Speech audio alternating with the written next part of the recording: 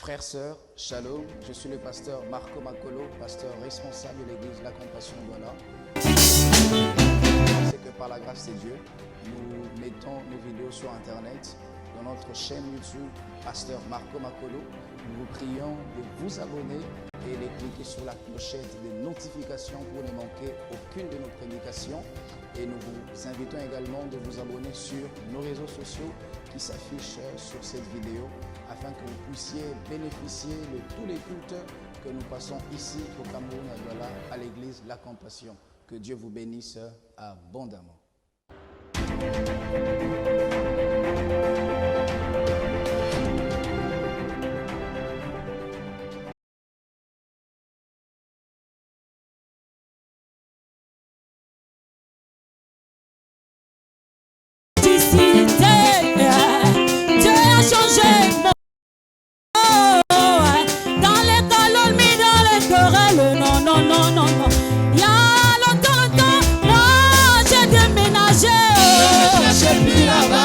Ne cherchez plus là-bas. Dieu a changé mon adresse. Il a changé mon adresse. Ne cherchez plus là-bas.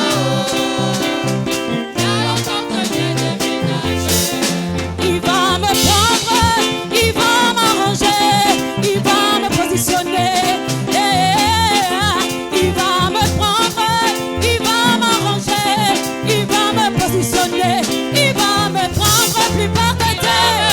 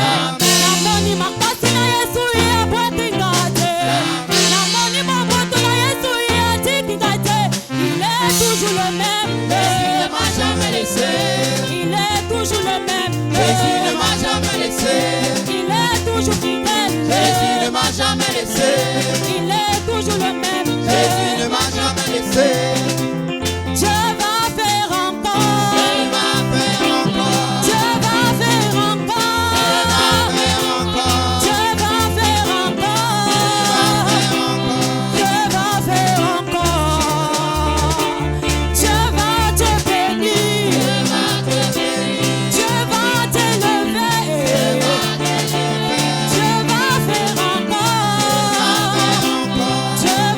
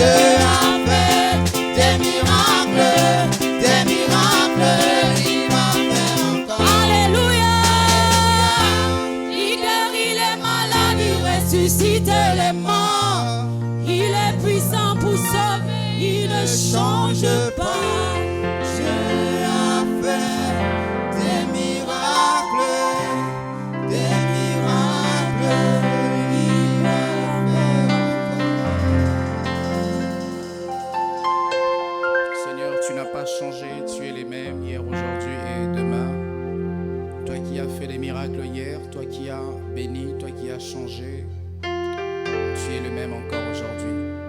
Nous te recommandons ces cultes, demandons ta grâce, parle à nos cœurs, révèle-nous ta pensée, enseigne-nous Seigneur, au nom de Jésus. Il guérit encore, encore, encore. Il guérit encore, encore, encore. Il guérit encore, encore, encore. Le temps des miracles n'est pas passé. Il est le même hier, aujourd'hui, éternellement.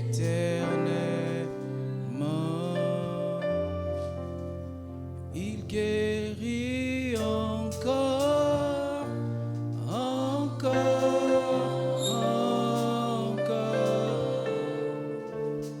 Il guérit encore, encore, encore. Il guérit encore, encore.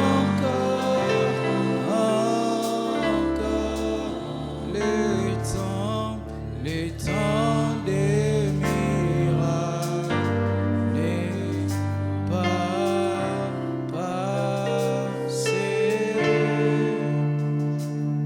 Il est le même hier, aujourd'hui, éternellement.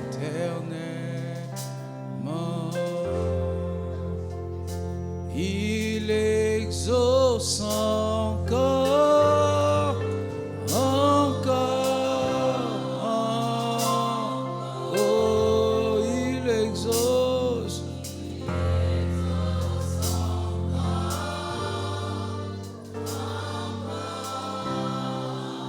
Oh, il exauce.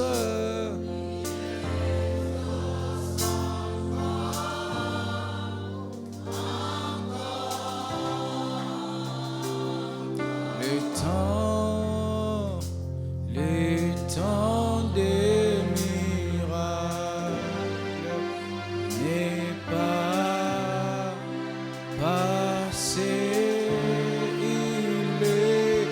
Il est le même hier, aujourd'hui, éternel.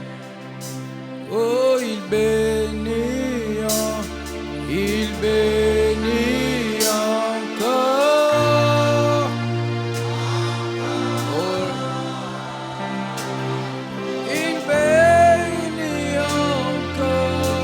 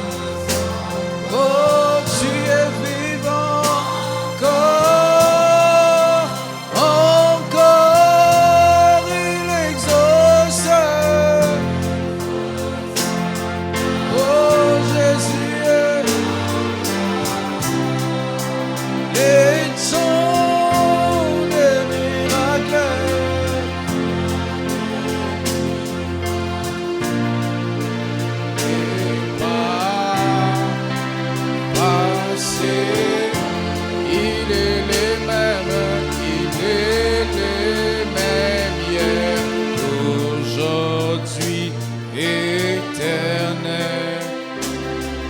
Il guérit encore. Il guérit des blessures intérieures. Il guérit de toute maladie.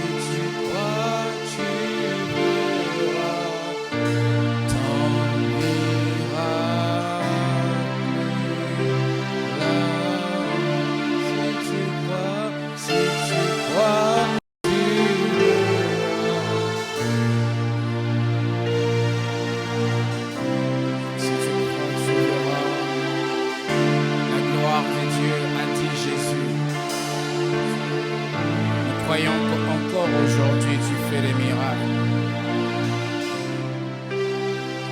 Je te recommande, Seigneur, ces cultes, l'étude biblique. Répands sur nous ta fraîche onction encore ce soir. Donne-nous la capacité de transmettre fidèlement ta pensée. Nous voulons encore aujourd'hui te présenter au monde. Nous voulons encore aujourd'hui découvrir et redécouvrir ce que tu es. Nous voulons explorer à nouveau ta profondeur encore ce soir. Répands sur nous un esprit d'enseignement, un esprit de disciple-là. Je paralyse tout esprit qui n'est pas de toi. Je prie que tu te glorifies et que tu nous communiques ta pensée. Donne-nous notre pain de ce soir encore. Bénis ceux qui vont suivre ce message en présentiel et sur Internet. Que des miracles et des prodiges s'accomplissent dans cette église. Au nom de Jésus, envoie le feu du réveil, une vague de réveil. Sers-toi de la compassion pour amener le réveil dans cette nation. Sers-toi de mes frères et de mes sœurs comme des instruments afin d'emmener le réveil dans cette nation. Au nom de Jésus-Christ, j'ai ainsi prié. Amen. Nous acclamons le Seigneur. Amen. Que Dieu soit béni. Je vous prie de rester debout. Nous allons lire une portion d'Écriture. Et je vous salue au nom de Jésus-Christ de Nazareth.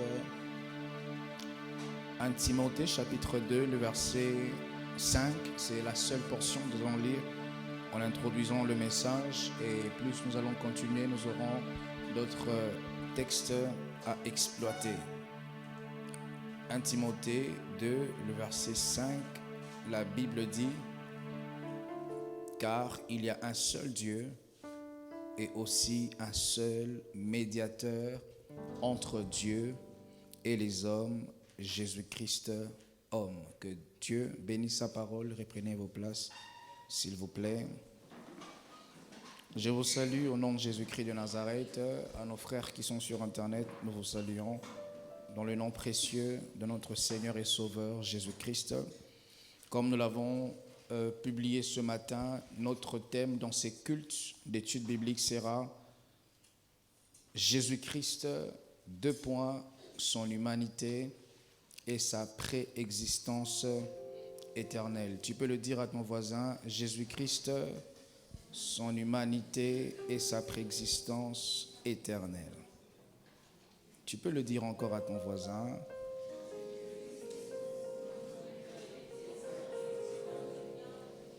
Aujourd'hui, je viens vous présenter Jésus dans ses autres casquettes, ou sinon dans une de ces casquettes qui n'est pas très présentée. Pourtant, c'est par cette casquette que Jésus-Christ est passé afin de se révéler à l'humanité, de sauver le monde. Avant, je voudrais dire que nous croyons ici à la compassion en Jésus-Christ. Nous croyons à sa parfaite divinité comme étant Dieu. Nous croyons à sa préexistence éternelle et nous croyons à sa naissance d'une vierge, à sa complète humanité, à sa mort expiatoire à notre place, à sa résurrection et à son ascension corporelle et à son prochain retour personnel, visible et glorieux. Les textes que nous avons lus, Timothée chapitre 2, le verset 5, les Écritures nous donnent un tableau très clair sur ce qu'est Jésus. On dit qu'il y a un seul Dieu. Entre les hommes et Dieu, il y a un seul médiateur. Et ce médiateur, c'est Jésus, homme. Ce n'est pas Jésus, Dieu, si je peux le dire comme ça. L'auteur nous précise que les médiateurs qui se trouvent entre les hommes et Dieu, c'est Jésus. Et c'est Jésus dans sa casquette d'homme. Ce que la Bible dit, c'est à croire sans réfléchir. Ce que les hommes disent, c'est à discuter, à réfléchir. Les Écritures nous montrent qu'il n'y a pas deux médiateurs entre les hommes et Dieu. Il n'y a pas un saint que tu dois prier pour atteindre le Père. Il n'y a pas un pasteur que tu dois fréquenter pour atteindre le Père. Il n'y a pas un prêtre, un pape, il n'y a pas un chef spirituel que tu dois fréquenter avant d'atteindre Dieu. Les Écritures nous révèlent qu'entre Dieu et les hommes, il y a un seul médiateur et ce médiateur, c'est Jésus. Et les Écritures vont plus loin pour dire: je suis le chemin, la vérité et la vie. J'aime les affirmations claires que Christ est en train de faire, ou sinon il impose ce qu'il est durant toutes les Écritures. Il n'a pas honte de les proclamer haut et fort. Il le dit: je suis le chemin. Il ne le dit pas par humilité comme l'autre frère. J'ai rencontré des pasteurs, lorsque tu lui dis: tu es pasteur, non, appelle-moi frère. Non, tu es pasteur. L'humilité, c'est dire ce que vous êtes. L'humilité, ce n'est pas surenchérir, ce n'est pas faire la surenchère, c'est dire ce que tu es, ce que tu as, et de surcroît, dire ce que Dieu a fait. Et ne pas dire ce que Dieu a fait, ce n'est plus de l'humilité, c'est limite de l'hypocrisie. Et tu ne glorifies pas le Seigneur parce que tu ne crois pas à ce que le Seigneur a fait. Et Jésus, il a plusieurs fois dit dans les Écritures, dans les évangiles synoptiques que dans l'évangile de Jean, il a dit: je suis la porte de brebis, je suis les bons enseignants, je suis ceci, le pain de vie, je suis. Et il dit: je suis le chemin, la vérité et la vie. Et cette première affirmation, il veut dire: je ne suis pas le chemin. Vous savez, on nous a appris à l'école qu'il y a des adjectifs qualificatifs, comment on les appelle ça? Voilà, défini et indéfini. Lorsqu'on parle de je suis, c'est un article qui est bien défini. Il ne dit pas que je suis un chemin. Jésus dit: je suis le chemin. Ça veut dire, en dehors de moi, il n'y a aucun autre chemin que tu peux emprunter pour rencontrer le Père. En dehors de Jésus, il n'y a aucun autre moyen de voir Dieu. Même si les hommes qui se réunissent autour d'une religion, autour d'un homme, autour d'un chef spirituel, sont plus nombreux que les chrétiens, sache que Dieu ne les recevra pas au dernier jour, parce que Dieu ne souffre pas de la solitude au ciel pour remplir n'importe qui. Dieu a vécu de l'éternité jusqu'en ce jour avec les anges. Aucun homme n'est encore au ciel. Une parenthèse que je vais très rapidement refermer. Sachez que le ciel n'est pas encore habité par les hommes. L'enfer non plus est habité par les hommes. Je vois souvent les témoignages de gens qui disent « je fais 4 heures en enfer, je fais 10 heures au ciel ». Ce n'est pas biblique. Lorsqu'il faudrait que nous regardions dans la lumière de la parole de Dieu, les Écritures nous révèlent que le ciel sera ouvert lorsque Jésus jugera le monde. Il enverra la bête et l'antichrist et ensuite il enverra Satan. Et ce sont eux qui inaugureront l'enfer. Mais les personnes qui sont en train de mourir dans le Seigneur, ils ne vont pas au ciel, ils vont au paradis. Le paradis n'est pas le ciel, le paradis c'est les couloirs qui conduisent vers le ciel. On l'appelle autrement le sein d'Abraham. C'est là où se retrouvait un jour les pauvres Lazare. Lorsque Lazare est mort, il s'est retrouvé au sein d'Abraham qu'on appelle le paradis. Mais une fois tu es au paradis, tu ne peux plus rentrer en arrière. Une fois tu es au paradis, le ciel est assuré pour toi. Et le contraire, ce n'est pas l'enfer. Le contraire du paradis, ce n'est pas l'enfer. Le contraire du paradis, c'est ce qu'on appelle Sheol ou Gehenna ou simplement les mauvais séjours des morts. Il y en a 2, les séjours de mort. Il y a les bons séjours de mort qu'on appelle le paradis et l'autre séjour de mort qu'on appelle les mauvais séjours des morts, Gehenna ou Sheol. C'est les couloirs également qui conduisent vers l'enfer. C'est là où l'homme riche s'est retrouvé. Où l'homme riche dans sa vie ici sur la terre, la Bible dit, les pauvres Lazare, il venait demander à l'homme riche, même les miettes qui tombent de ta table, j'en veux, j'en manque, donne-le-moi. Et l'homme riche, il s'est plaisé d'être riche sur la terre. Mais lorsque la mort est venue rencontrer ces 2 personnes, leur destinée avait été tracée. Frère, sœur, ta destinée est tracée par le Seigneur. Même si sur cette terre, tu n'as pas tout ce que tu veux, ta vraie vie viendra. Et tu auras ce que Dieu a prévu pour toi. Je vous ai relaté l'histoire, je crois, d'un chrétien qui était dans la suite d'un homme politique très élevé. Et il avait l'habitude de l'accompagner. À l'époque, c'était des navettes. Il voyageait par bateau et à chaque fois que les bateaux accostaient, l'homme politique était reçu avec des honneurs comme toujours. Les hommes l'attendaient pour le recevoir et lui donner tous les honneurs qu'il méritait. Mais lorsque les chrétiens descendaient, même pas une mouche faisait du bruit, pas de fanfares, pas de musique, pas de garde à vous, personne ne se tenait à carreau. Et cet homme commençait à s'attrister. Un jour, Dieu, il lui dit, le jour que tu rentreras à la maison, j'enverrai l'escorte angélique pour te prendre. Lorsque un chrétien meurt, Dieu envoie les anges. Et c'est ce que la Bible dit, lorsque les pauvres Lazare étaient morts, les anges de Dieu sont venus prendre. C'est comme ça, lorsque tu es un chrétien, la mort pour toi doit être un gain. La mort pour toi ne doit pas être la fin. D'ailleurs, la mort pour un chrétien, c'est le début de la vraie vie. Lorsqu'un chrétien meurt, vous savez, la Bible nous révèle que dans les livres, les épîtres de Hébreux, lorsque les premiers chrétiens mouraient, ils mouraient dans la joie parce qu'ils savaient que c'était pour eux la porte de pouvoir, celui qui est mort pour eux. Certains ont été sciés, d'autres on l'a coupé leur tête, mais ils étaient dans la joie parce qu'ils savaient que la mort était la porte qui leur permettait de voir le Seigneur. Vous savez, mes frères et sœurs, lorsqu'un enfant fait 10 mois dans les ventres, même s'il fait 50 mois, ce n'est pas sa vraie vie. C'est quand il meurt dans le monde du ventre de sa mère qu'il naît dans la vraie vie, dans sa vraie destinée. Tant qu'il est dans le ventre de sa mère peut l'amener en Afrique du Sud, au Congo, aux États-Unis. Il n'est pas vraiment en train de vivre tout ce que sa mère est en train de faire. Il est en train de subir les mouvements de sa mère. Mais c'est quand cet enfant acceptera de mourir dans les ventres et qu'il naisse, c'est quand il pourra avoir un passeport personnel, c'est quand il pourra payer un billet personnel afin qu'il accomplisse sa destinée. C'est pourquoi, chrétiens, écoutez, lorsque quelqu'un meurt, surtout en Christ, ne pleurez pas comme les païens. Lorsque quelqu'un meurt, surtout en Christ, dites comme Job, Dieu a donné et Dieu a repris.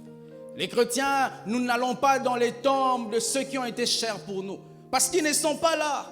C'est la chair. Le jour que je mourrai, ça ne sera plus moi. La Bible dit, en réalité, dans l'homme, c'est l'esprit. Nous sommes des esprits qui habitent des corps et qui possèdent des âmes. Notre vrai nous, ce n'est pas l'âme, ce n'est pas cette chair. Notre vrai toi, c'est ton esprit. Je vais ouvrir une parenthèse que je vais refermer très rapidement avant d'entrer vivre, c'est mon message. Au début de ma foi, un jour, Dieu m'avait conduit à beaucoup prier. Et j'ai comme l'impression que c'est pratiquement les mêmes tableaux que le Seigneur écrit sur toute personne qui s'est convertie. Au début de ta foi, tu as un amour excessif pour Dieu. Tu as envie de prier, de jeûner, de t'enfermer. Si tu n'as pas connu ça, c'est très dangereux. Parce que Dieu nous fait passer par là pour mettre des bases. Parce que Dieu sait qu'à un moment donné, tu ne ressentiras plus ces choses-là. Ce n'est pas parce que tu ne ressens plus ce que tu ressentais que Dieu n'est plus là.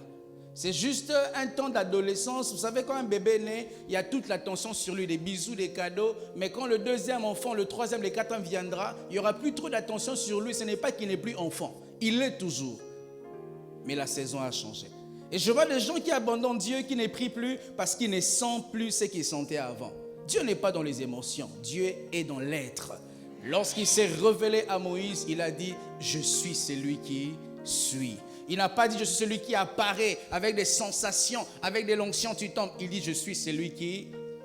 Et au début de ma foi, j'étais conduit à beaucoup prier, à beaucoup lire les livres chrétiens, à beaucoup lire la parole de Dieu. Et une parenthèse, excusez-moi, c'est ma spécialité, j'en ai beaucoup. Et je vous conseillerais de lire les livres doctrinaux que de lire des livres d'expérience. Un livre d'expérience est écrit en fonction de l'expérience que l'auteur est en train de relater. Il dit, j'ai vu les anges, j'ai vu ceci. C'est pas mauvais, c'est bien, mais c'est son expérience à lui. En lisant un tel livre, si tu n'es pas équilibré, tu n'as pas les fondements doctrinaux de la parole de Dieu, tu risqueras de commencer à envier sans te rendre compte l'expérience de celui qui a écrit ce livre-là. Lisez les livres doctrinaux et on te parle de l'explication de Genèse. Ça paraît ne pas être très captivant, mais c'est ce qui bâtit la foi.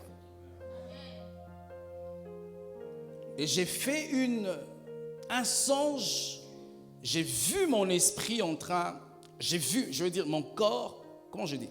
Je me suis vu en train de sortir de mon corps. Et une parenthèse encore, très important.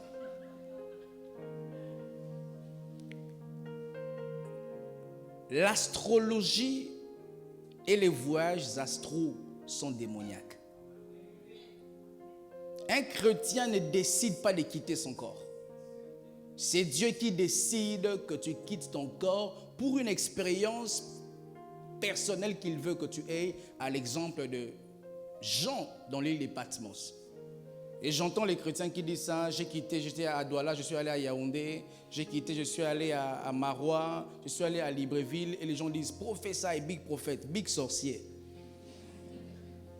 Lorsque Jean était dans l'île de Patmos, la Bible dit, il était ravi en esprit.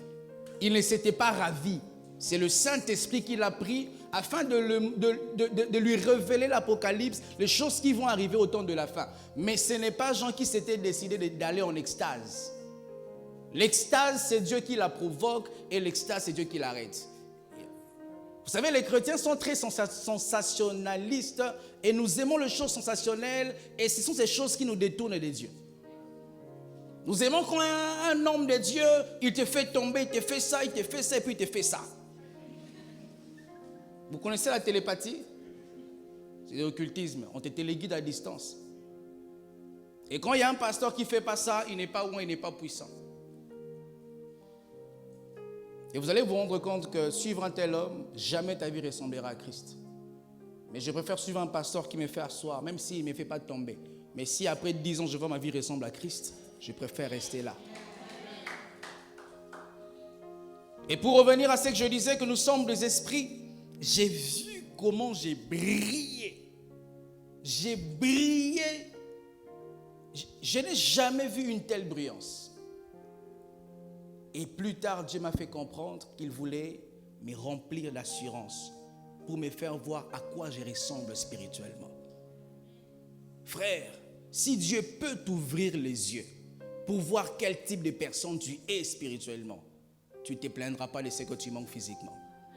Si Dieu pouvait t'ouvrir les yeux pour voir quel grade spirituel, un général de Dieu tu es, tu n'allais pas te plaindre pour la voiture que tu n'as pas, pour la pension que tu n'as pas, payer les loyers qui te manquent.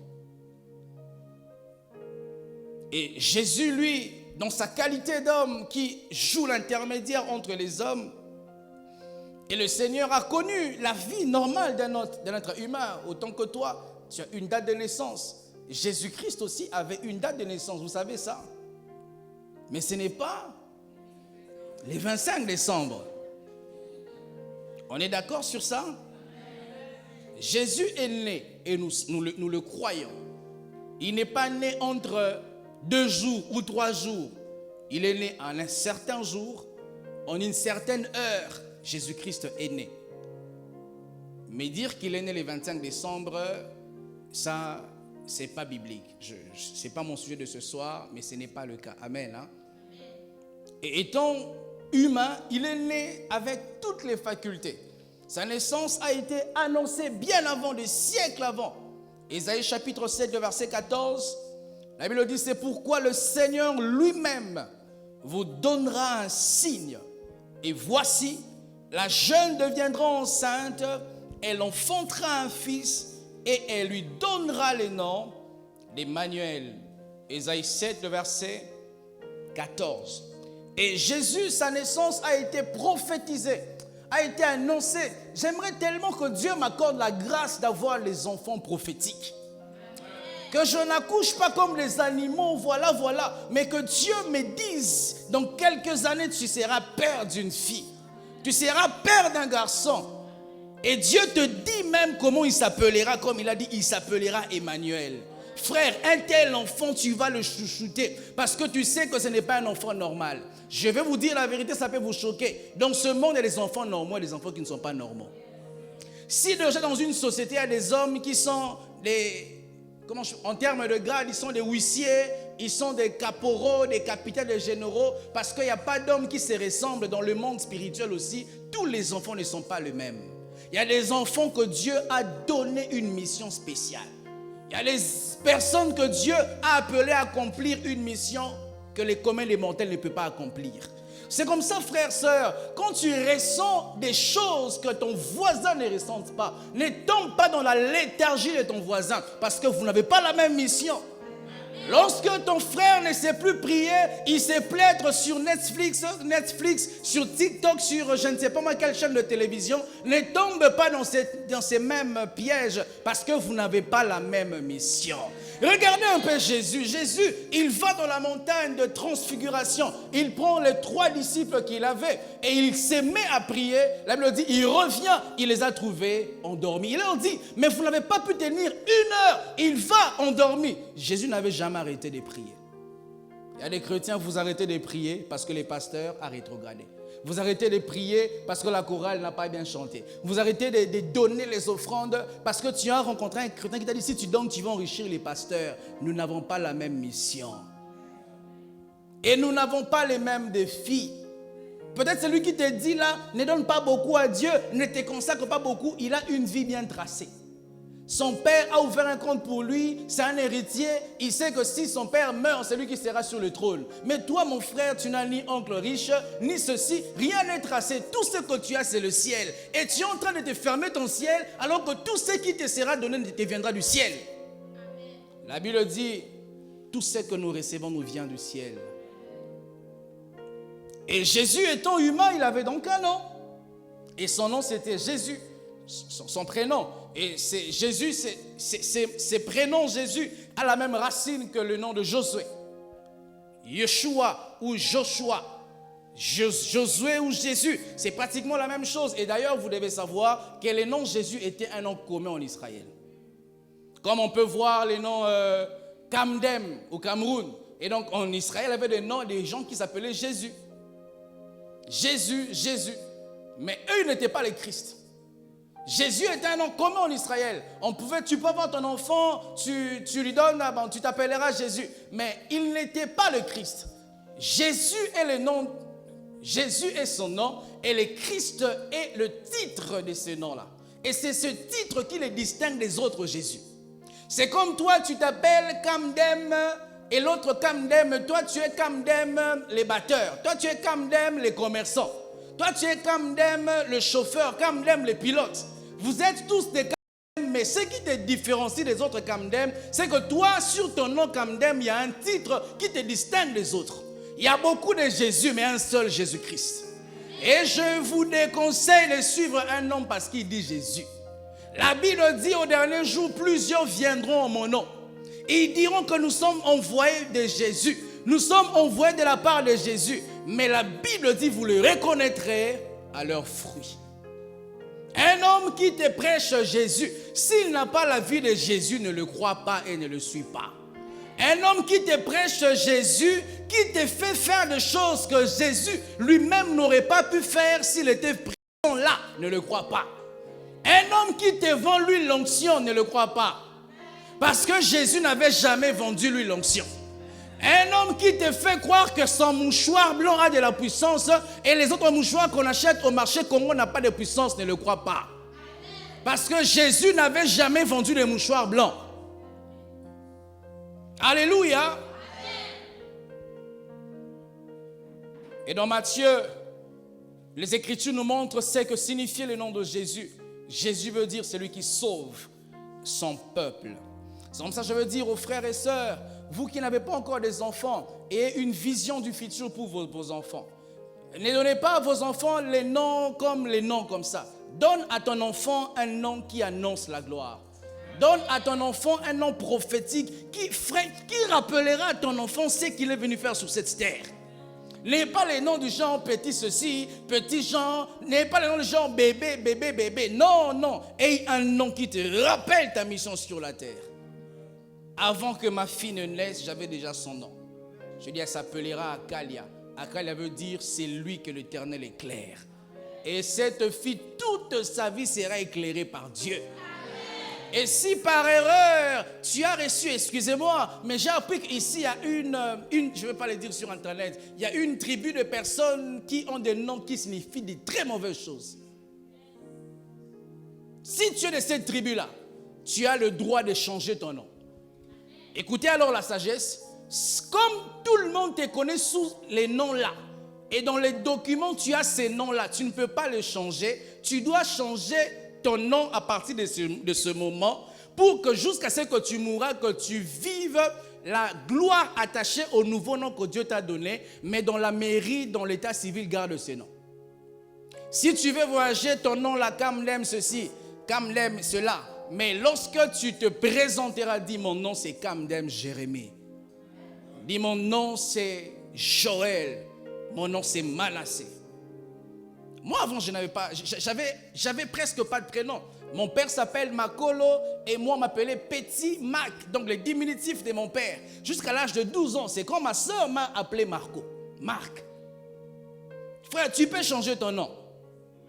Tu dis mon nom désormais, frère, qu'est-ce qui t'a pris? Rien ne m'a pris, mais désormais, c'est ton corps, non? C'est ta vie. Donc tu peux te décider qu'on t'appellera ceci, n'est-ce pas? Même si lui refuse, si t'appelles seulement Kamdem, ne regarde pas. Ça s'appelle Jean, oui?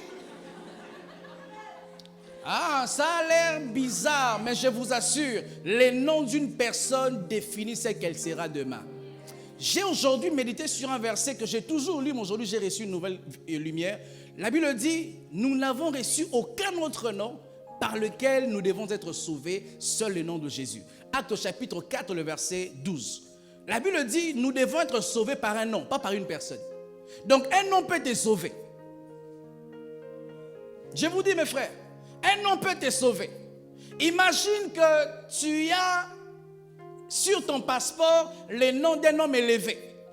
Et quand tu passeras, on va te poser la question, tu es son fils? Ça arrive à qui ici? Ça n'arrive pas, c'est compliqué quand même. Donc ton nom, il faut que tu changes ça. Imagine que ton nom, c'est...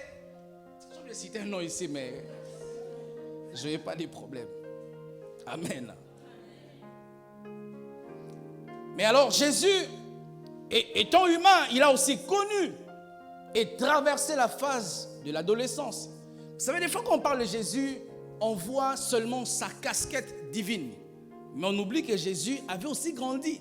Il était aussi un bébé, que Marie changeait des couches et des pampers. Oh, il était bébé, n'est-ce pas, non? Que aussi quand il pouvait pleurer, Marie là, la nuit, elle pouvait faire ça. Et tété aussi. Jésus a tété. Tu vois, tu ne crois pas que Jésus a pris le sein? Parce que on t'a mal présenté, en fait, tu as cru à un Jésus de film, mais pas à un Jésus de la Bible. Si Jésus ne pouvait pas t'aider, Jésus n'est pas normal. Si Jésus, quand il naît directement, il a 40 ans, il n'est pas normal. C'est un homme qui a pris une phase de croissance comme tous les autres enfants, sauf que lui, ce n'est pas un homme normal. Mais en tant qu'humain, Jésus est né, Jésus a grandi, Jésus a traversé la phase de l'adolescence. Mon père me disait que l'adolescence est une période très glissante. Plusieurs personnes hypothèquent leur destinée. La plupart d'entre nous, nous avons connu des bêtises à l'adolescence. La plupart des personnes, ils ont perdu leur virginité des femmes elles ont traversé l'adolescence. La plupart des gros mots que tu as appris, c'est quand tu étais adolescent. Et Jésus, lui, il était aussi adolescent. Mais j'ai aimé comment est-ce que le Seigneur a traversé son adolescence. Lisez avec moi cette portion d'écriture. Luc chapitre 2. Le verset 41 au verset 52. Où nous voyons un Jésus dans son adolescence. Mais voyez comment est-ce que Jésus traversait son adolescence. Luc chapitre 2, le verset 41 au verset 51. La Bible dit, les parents de Jésus allaient chaque année à Jérusalem à la fête de Pâques. Lorsqu'il fut âgé de 12 ans, une précision, 12 ans, donc c'est une période de l'adolescence qui marque de l'adolescence, ils y montèrent selon la coutume de la fête. Puis, quand le jour fut écoulé et qu'ils s'en retournèrent, on parle ici des parents de Jésus, l'enfant Jésus resta à Jérusalem. On a oublié Jésus par ses parents. Son père et sa mère ne s'en aperçurent pas, le verset 44, croyant qu'il était avec eux, avec leurs compagnons de voyage. Ils firent une journée de chemin et ils le cherchèrent parmi leurs parents et leurs connaissances, mais ne l'ayant pas trouvé, ils retournèrent à Jérusalem pour le chercher. Si un homme ici qui a laissé Jésus, tu dois retourner là où tu l'as abandonné. Ils retournèrent à Jérusalem pour rechercher Jésus. Le verset 46, au bout de 3 jours, ils le trouvèrent, écoutez, dans les temples, assis au milieu des docteurs, les écoutant et les interrogeant. Waouh, quelle adolescence! Au point, il est oublié par ses parents. Pas parce qu'il était scotché devant Novelas. Jésus n'était pas le genre d'adolescent qui était scotché devant les matchs des lions indomptables. Jésus était le genre des adolescents, il aimait les choses qui appartenaient à son futur. Les choses auxquelles tu t'attaches maintenant définissent ce que tu vomiras demain. Si tu es tout le temps attaché avec Novelas, sans prophétie, ta vie de demain ressemblera à Novelas. Parce que nous ne reproduisons que les choses auxquelles nous avons été exposés. Si je vous prêche la parole de Dieu, parce que j'ai été exposé à la parole de Dieu, aucun distributeur de biens ne peut te donner des biens que tu n'as pas introduits. Tu ne peux vomir que ce que tu as mangé. Et Jésus, lui, il mangeait les choses qui correspondaient à sa destinée. Et vous savez, lorsque Jésus était dans son présent, en train de traverser son futur, peut-être le jeune de son âge disait, Jésus, tu fais passer ton temps. Comme toi, on te dit, tu fais passer ton temps à l'église. On te dit, tu es une jeune fille belle, un beau garçon, en train de prier. Attention, tu fais passer ton temps. Jésus aussi, peut-être ses amis lui disaient, Jésus, fais attention. Ces choses des temples-là, tu finiras par devenir pasteur. Voilà comment les gens nous passent. C'est comme ça que le pasteur, c'est mauvais. Fais attention. C'est comme ça qu'on dit, fais attention, tu deviendras mauvais. Même si tu deviens pasteur, c'est mauvais. C'est bien que tu sois, qu'il y ait dans une famille un pasteur. C'est une fierté. Et la Bible dit, Jésus était là, assis dans le temple et au milieu des docteurs. Jésus était le genre d'adolescent qui n'avait pas les amis de son âge. Jésus était le genre d'adolescent qui avait besoin d'avoir autour de lui des personnes qui ont une plus grande sagesse afin qu'ils ne commettent pas les erreurs de ce monde. À chaque fois que tu t'entoures des personnes, vous savez, les grandes personnes n'aiment pas s'entourer des gens qui sont moins que eux. Les personnes qui sont faibles aiment avoir autour d'eux des faibles, des moins que eux. Mais les personnes qui sont humbles et qui ont une vision de grandeur, ils aiment être les petits parmi les grands. Parce que quand tu es grand parmi les petits, tu finiras par devenir petit. Mais quand tu es petit parmi les grands feront de toi un grand. Si tu te promènes avec les hommes élevés, on finira par croire que tu finiras à être élevé. Mais si tu te promènes avec les Nanga Bongo, tu finiras par être un Nanga Bongo. Alléluia. Et Jésus était là, assis, au milieu des docteurs de la loi. Mais j'aime cette précision. La Bible dit Jésus n'était pas seulement assis là, mais les docteurs les écoutaient. Les docteurs écoutaient Jésus. Et les docteurs n'écoutaient pas seulement Jésus, les docteurs interrogeaient Jésus. Oh Dieu, donne-moi un enfant rempli de ta sagesse. Donne-moi une génération de jeunes gens, de jeunes filles qui ne sont plus, qui ne se livrent pas dans la masturbation, dans la pornographie, mais qui se livrent sur les choses constructives. À une certaine époque, chez nous au Congo, c'était quand il faisait soir, on s'asseyait autour d'un adulte pour nous relater les histoires. Il y en a eu ici, Samuel. Mais aujourd'hui, il n'y en a plus ces choses-là. Lorsqu'il est soir comme ça, on s'assied autour d'un vieillard pour t'expliquer les villages, les choses. On s'assied autour des canaux plus de tout de ceci. Les choses qui ne nous construisent pas. Et tous ceux qui entendaient Jésus, la Bible dit, étaient frappés de son intelligence et de ses réponses. Et quand ses parents les virent, ils furent saisis d'étonnement. Sa mère lui dit, mon enfant, pourquoi as-tu agi de la sorte avec nous? Voici ton père et moi, nous te cherchions avec angoisse. Écoutez la réponse de Jésus. Il leur dit, pourquoi me cherchez-vous? Ne savez-vous pas qu'il faut que je m'occupe des affaires de mon père? Mais ils ne les comprirent pas. Et le verset 51, la Bible dit, puis il descendit avec eux, donc Jésus suivit ses parents pour aller à Nazareth. J'aime ça. Il leur était soumis. Jésus était un adolescent poli. Jésus n'était pas seulement poli devant les docteurs de la loi, devant les pasteurs, tout poli. Je vais marcher sur toi, je marche sur toi, tu ne diras rien. Mais à la maison, si on prend même seulement tes sans confiance là, hey, on sentira ta bouche. Il y a des gens, en 5 minutes, elle peut dire 15 mots. Aujourd'hui, le Cameroun, c'est le top, mes frères.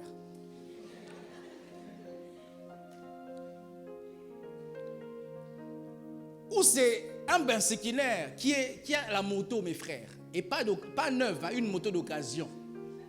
Mais il peut dire à celui qui a la Prado, enlève ta brouette sur la route. Il ne se regarde pas que lui, il a une moto. Mais il dit, c'est lui qui a une Prado, enlève ta brouette. Jésus n'était pas ce genre d'adolescent-là. Jésus était soumis. Soumis à l'église, au temple, et soumis en dehors de l'église. Mon frère, quel type de vie tu as à l'église et en dehors de l'église? Es-tu la même personne ici à l'église et en dehors de l'église? Si je viens te rendre visite, je serai dans la joie d'être ton frère en Christ, ou je vais en sortir déçu. S'il faut que j'aille chez tes parents, chez tes proches, ils me donneront un témoignage glorieux où ils seront déçus. Ils vont dire, viens, sur leur pasteur, hey pasteur, viens, mets-toi. C'est pas les gens, les viens, mets-toi. Je vais sentir, ici il faut la cure d'âme, la délivrance ici. La Bible dit, Jésus leur était soumis. Mais j'ouvre une parenthèse. Jésus n'était pas devenu Dieu quand il est allé à la croix. Jésus est né Dieu, je vais en parler. Malgré qu'il était Dieu, il leur était soumis. C'est ça de l'humilité. L'humilité, c'est avoir le pouvoir de dire, mais tu ne dis pas. Tu connais, mais tu ne dis rien. À l'église, il y a des gens, messieurs, qui connaissent tout. Tu le connais? Les madames qui connaissent tout, tu le connais? Il vient à l'église pour que le pasteur l'enseigne. Mais pendant que je prêche, il dit, il manque un R dans sa phrase. Pendant que je prêche, il dit, il a mal lu ses versets. Mais pourtant, il est venu que je l'enseigne, que Dieu l'enseigne au travers de moi, mais il a un stylo rouge en train de relever les erreurs et les fautes. Tout à l'heure, là, tu as découvert 15 fautes quand je vais parler. Tu vas dire, parce qu'on ne dit pas faute, on dit erreur. La Bible dit, Jésus leur était soumis. Il a eu l'adolescence riche, mais il était soumis. Devant les docteurs, il pouvait comme on dit, il pouvait déchirer les Écritures. Ouin à l'église. Chantre ouin. Quand il chante, les gens pleurent, ils tombent. Mais quand il vient à la maison, il est enfant. Devant ma mère, je suis fils. Je ne joue pas au pasteur devant mes parents. Si ma mère veut me voir, vraiment, je dois être là. Parce que devant elle, je ne suis pas pasteur, je suis enfant. Et il y a des gens comme ça à l'église, tu es pasteur, tu es chanteur. Tu veux être chanteur même à la maison. Tu veux être pasteur même à la maison. Tu veux même être élevé, comme on voit les gens des avocats. Il est avocat au travail, même avec sa femme, il est avocat. Alinéa 14. Paragraphe. Selon la juridiction, selon la procédure juridique, tu ne me sers pas, tu es divorcé. La Bible dit, il y a un temps pour tout. Mais Jésus n'a pas seulement traversé une adolescence en tant qu'humain, je parle de son côté humain, mais Jésus, il a pris de l'âge et il a atteint un niveau où il avait une profession. Vous savez ça? Jésus avait une profession. Dis à ton voisin, Jésus avait une profession. Maintenant, pose-lui la question, mais ne réponds pas. Dis-lui, quelle est ta profession? Il y a des gens, tu fais quoi dans la vie? J'ai prié. Prier n'est pas une profession. Jésus, il est né, il a reçu un nom, il a des parents, il devient adolescent, un enfant comme tout le monde, soumis à ses parents. Mais il grandit, il a un travail. Il ramène de l'argent. Jésus, le sauveur de l'humanité, mais il travaille. Mais il y a des gens, tu es seulement intercesseur, tu es seulement choriste. Toi, tu es même plus, tu es à plein temps plus que les pasteurs. Tu es à l'église, lundi, mardi, mercredi, jusqu'à dimanche. Frère, l'église, on ne vient pas à l'église pour s'enrichir. On vient à l'église pour recevoir la sagesse afin d'impacter dans la société. On n'est pas lumière du monde parmi les chrétiens. On est lumière du monde dans le monde. Si ici nous te communiquons l'énergie, ce n'est pas pour briller parmi nous, c'est pour briller parmi les païens. Frère, tu fais quoi? J'ai pris. Malheur, tu tombes sur une sœur intercesseuse. Hey. J'ai remarqué que les choristes, on les épouse beaucoup. Vous avez remarqué ça? Mais les intercesseuses, je n'ai rien contre vous. Frère, comment tu vas? C'est une sœur, voilà comment elle parle. Lorsqu'elle te parle, elle a des airs religieux spirituels. Elle ne parle pas des choses normales des femmes. Elle dit, quand je dormais, j'ai vu un songe. Non, tu es une femme. Et puis quand elle commence, j'ai vu sur internet une femme qui prie en langue. C'est plus que Rokakabakaba. Tu dis, mais maman, tu auras l'angine, fais attention. Mais les choristes, voilà comment ils sont. Et le frère dit, c'est mon site, ça là, je vais épouser. Mes intercesseurs, quand elle prie, elle est mouillée, elle ne se voit même pas. Elle se voit au 3e ciel avec Paul. Elle transpire comme ça après avoir prié 10 heures. Et celle qui veut faire des bisous, shalom. Shalom aux gens. Avec l'odeur de shalom comme ça. C'est comme ça les frères te fouillent. Parce que tu as beaucoup de shalom. La spiritualité n'exclut pas l'élégance. C'est d'ailleurs beau d'être spirituel et élégant. Tu es ouin, tu as l'onction, mais tu es beau et tu es élégant. Ça fait du bien, mes frères. Vous voyez comment je vous prêche là? Je ne parle pas comme ça tout le jour.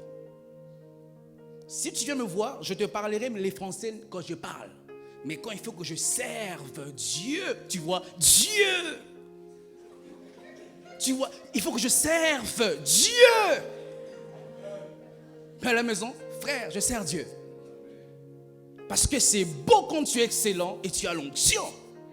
C'est beau quand tu es beau, tu es belle et tu as l'onction. Tu n'es pas, ta beauté n'est pas dans les make-up. Ta beauté est dans la présence de Dieu. Et quand tu t'affiches, on dit waouh. C'est comme ça, arrêtez de venir à l'église avec les sans confiance et les cabas. C'est ça, les cabas. Si tu es dans un conseil des ministres, comment tu allais t'habiller? Et nous sommes ici dans un conseil divin pour décider du sort de cette nation. Et toi, tu t'habilles comme ça. Et voilà comment on dit. Dieu regarde les cœurs, pas l'extérieur. Mais nous, les hommes, on regarde et les cœurs et... Si on ne t'avait pas dit, non, on regarde ça aussi. Ah, c'est de ça qu'il s'agit. Ah, mais oui, il faut qu'on vous dise la vérité. Hein. Une femme, parce que tu pries, tu te négliges, tu ne sens pas bon, tu oublies que tu as un visage qu'on peut mettre un peu de beauté, un peu enlever les boutons, faire un peu de massage, tu oublies ça. Parce que tu pries beaucoup, tu as perdu ta féminité. Non, prier n'est pas l'exclusion de la féminité. Prier n'est pas l'exclusion de l'élégance et de l'excellence. On peut prier. Regardez ce que la Bible dit de Jésus. La Bible dit, Jésus, lorsqu'on l'a vu, il était là, il était glorieux et il avait une ceinture en or sur sa hanche. Glorieux, mais avec une ceinture en or. Glorieux, mais élégant. Jésus avait une profession, mes frères. Soyez élégants, sentez bon. Même si tu n'as pas l'argent pour un parfum, achète même un bon savon qui sent bon. Évite de manger trop épicé. Ça fait rire, hein? Mais c'est sérieux. Hein? Il y a des gens, quand ils passent, tu regardes 4 fois. Waouh, quelle odeur de parfum. Tu commences à deviner c'est quoi Dolce, Paco, Divin, c'est quoi ces parfums. Les gens, quand ils passent, ça bouche les nez façon. Je vous dis les choses vraies. Hein? On ne te dit pas seulement je te dis ça aujourd'hui. Tu ne sens pas bon.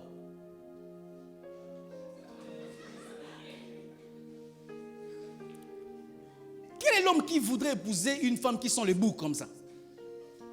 Quelle est cette femme qui voudrait épouser un frère qui sent les boucs comme toi? Les frères, il s'est converti pour lui, c'est le suicide intellectuel. Il ne fait plus rien dans la vie que prier. Une brosse à dents qui a fait 4 mois, frère. Les gens des brosses qui fait, c'est tellement brossé. Si la brosse avait une conscience, elle serait frustrée.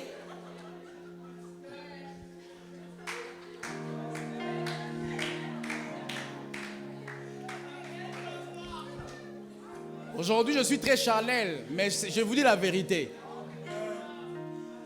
Quelle est cette soeur qui voudrait avoir un mari avec une brosse à dents comme ça? Un drap, mon frère. Ton drap, on ne sait pas savoir c'est quelle couleur, c'est arc-en-ciel. Parce que façon, non, c'est grave, hein? Et tu te plains que ma famille, j'ai pris beaucoup, ils ne se convertissent pas. Comment ils vont vouloir entrer dans un camp de saleté comme ça? Des garçons sales comme toi, des filles sales comme toi, comme ça. Des frères qui ne brossent pas. Ils aiment le shalom. Shalom. Frère, tu veux nous en foutre ou quoi? C'est quoi ton problème? Hey. Après ces cultes, si tu as des autres de shalom, ne viens pas me voir. Hein? Quand le kit finit, va brosser les dents d'abord. Va acheter une brosse à dents. Jésus était plus que nous tous ici, mes frères. Jésus n'avait pas l'onction. Jésus, la Bible dit, il a reçu l'esprit sans mesure. Malgré qu'il avait l'esprit sans mesure, Jésus avait une profession. Ça veut dire, lorsqu'il travaillait, il mettait les habits de sa profession. Il s'est synchronisé par rapport à sa vie de maintenant, là. Marc au chapitre 6, le verset 3. Écoutez ce que la Bible dit. N'est-ce pas les charpentiers, les fils de Marie, le frère de Jacques? Donc on connaissait Jésus comme étant un charpentier. Il avait une casquette. Dans le quartier, si tu as un problème avec ta table, on appelait Jésus. Si tu as un problème, une chaise est cassée, on appelait Jésus. Mais toi, s'il y a un problème de démons, c'est toi qu'on appelle. Parce qu'on sait, tu coupes, tu ligotes. Mais quand à la maison, ton petit frère a un devoir de mathématiques, on sait qu'on ne peut pas t'appeler. Mais si ce sont des démons, toi-même on t'appelle, bah, tu sens. Je sens les puissances de ténèbres dans cette maison.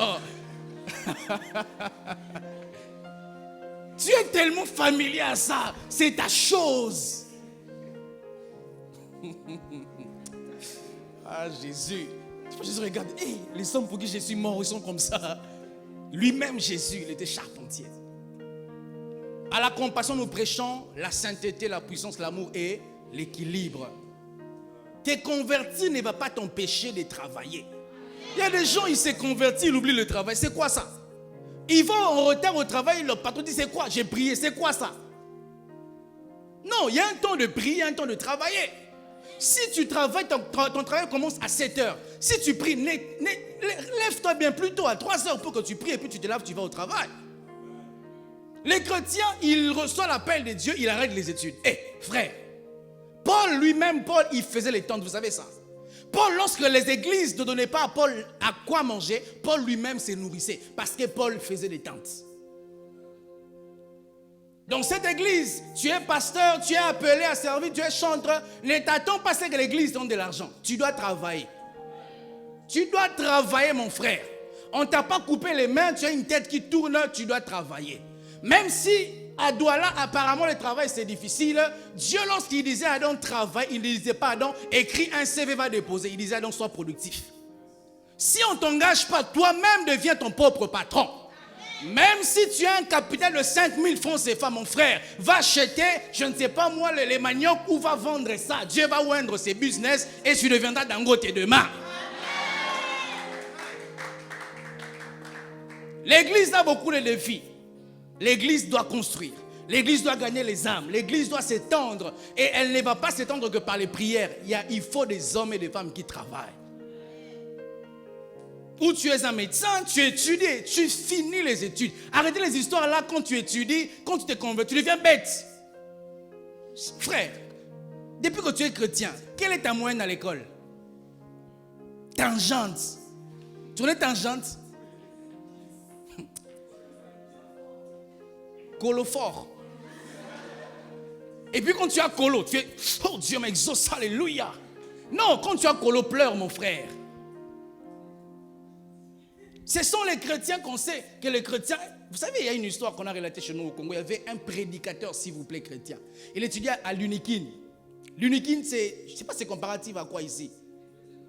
C'est une université, mes frères. Là, il faut avoir les nerfs solides. Et il était allé étudier là-bas, l'homme de Dieu. Il avait l'habitude, quand les gens étudient, lui, il prêche à l'université. C'est comme si Dieu l'avait dit, va là-bas, va prêcher. Dieu t'avait dit, va étudier là-bas. Et lui, quand les gens étudient, lui, il prêche. Comme Dieu, il est le maître des temps des circonstances, il y avait un temps des épreuves, il y avait un temps des compositions. Et c'est quand on voit les pasteurs. Vous savez, les gens qui ont étudié, on sait par leur attitude, ils sont calmes. Mais ceux qui n'ont pas étudié, tout le temps, comme des serpents, en train de bouger la tête, ils sont de regarder quoi? Est-ce que j'ai mort? Toi, tu étais comme ça, est-ce que j'ai mort? Tu auras la torticolis tout le temps, en train de bouger la tête. Il veut capter les réseaux, ça vient d'où? Et mes frères, les prédicateurs sont allés s'asseoir à la base. Comment on appelle la base ici? Les Shabbats. Mais quand les prédicateurs entrent, ils vont au Shabbat. On dit, mais il va où? Il va prêcher. Tout le monde sait que le Shabbat, on ne prêche pas, c'est autre chose. Et on voit les prédicateurs au Shabbat. Il s'assied comme un pape. Il ne fait rien. Il ne dérange même pas les gens. Concentré. Il veut que le Saint-Esprit révèle les choses. Jusqu'à ce que par erreur, celui qui était là a donné la réponse à celui qui était là. Il a dit, dis, tu as dit quoi? Je vais lui transmettre. Et on le rappelle qu'il est chrétien, il ne peut pas tricher. Écoute ce qu'il dit. Je vais aller m'occuper des œuvres de mon père. Tricher rapidement, vite, vite pour aller m'occuper de l'œuvre de mon père. Le Saint-Esprit te rappelle ce que tu as emmagasiné. Il n'est pas un tricheur, le Saint-Esprit. Tu n'as rien étudié à l'école, tu veux qu'il te rappelle? Là, c'est un mauvais Saint-Esprit. Il te rappelle ce que tu as consommé. Tu n'as rien lu, il ne te donnera rien. Jésus, il avait une profession. Il était charpentier. Mais aussi, Jésus, dans sa casquette humaine, il avait des affiliations parentales, familiales. Jésus avait des frères et des sœurs. Vous savez ça? Il avait des frères et des sœurs. C'est comme ça qu'on divinise Marie. Moi, je suis étonné. On l'appelle aujourd'hui Vierge Marie. Ah, vraiment, celle qui a des enfants, elle est toujours vierge. Ces choses-là, ça entre comment, ça sort comment même? Hein?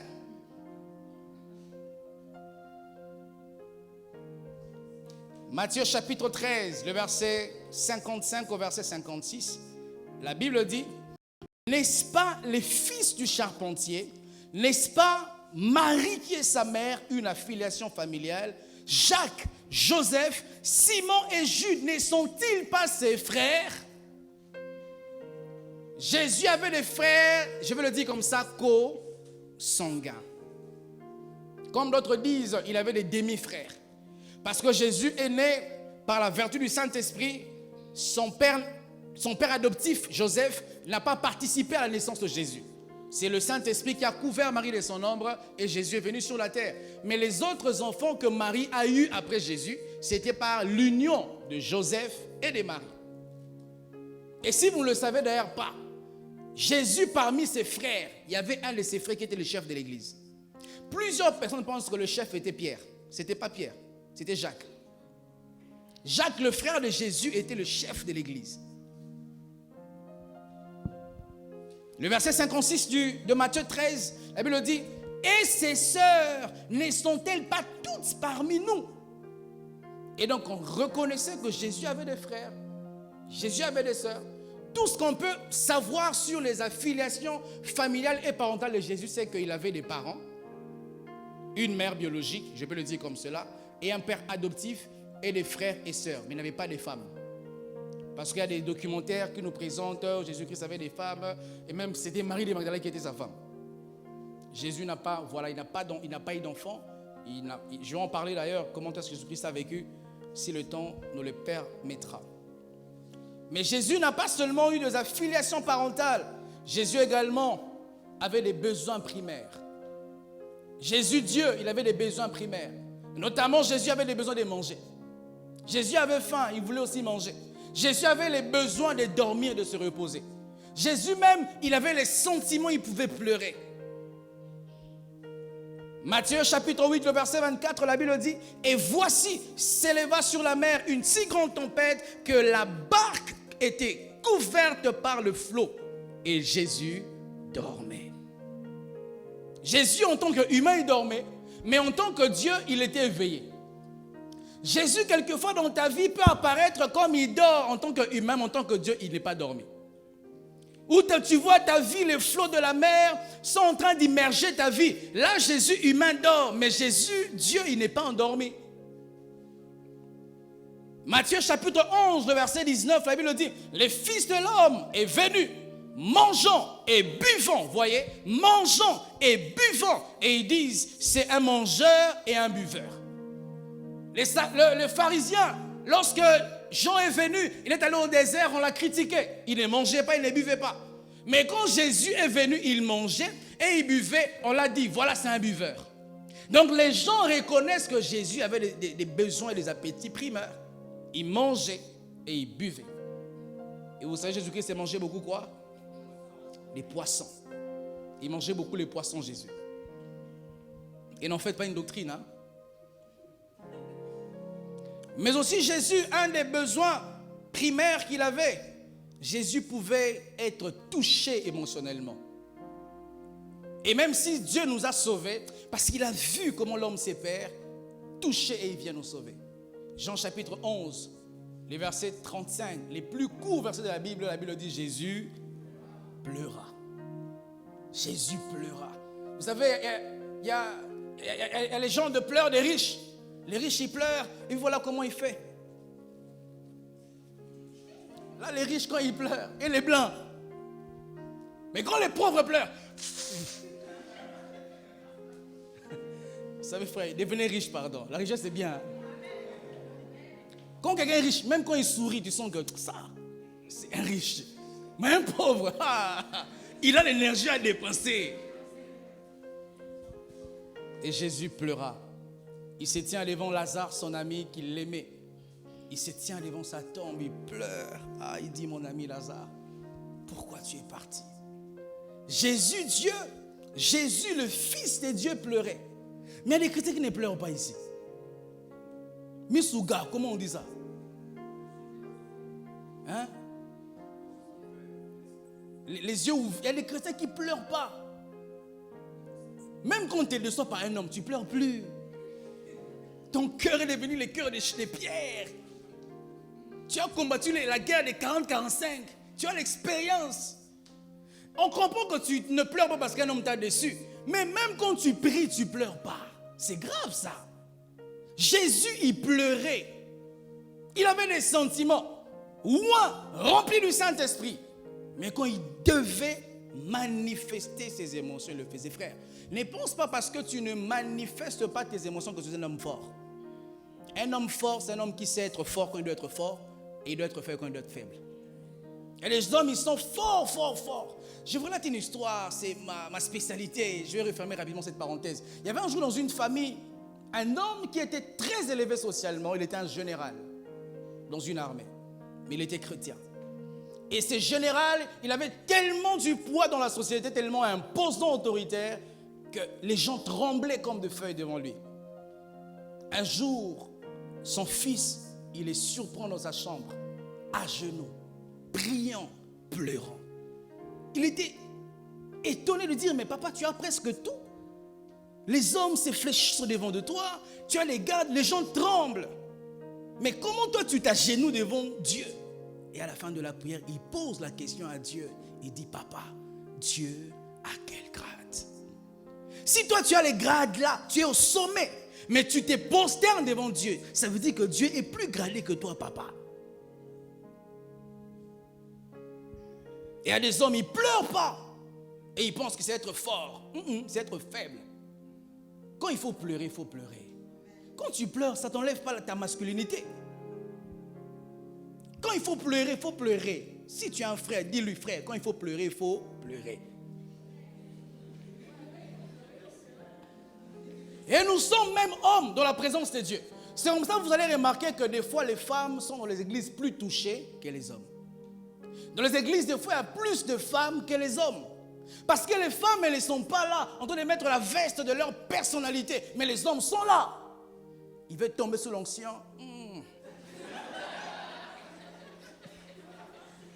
Ils bougent comme ça. Et puis écoutez cet homme, hein, quand il rentre, les hommes sont terribles. Hein. Il dit, cet homme était un faux serviteur de Dieu. Hein. J'ai senti.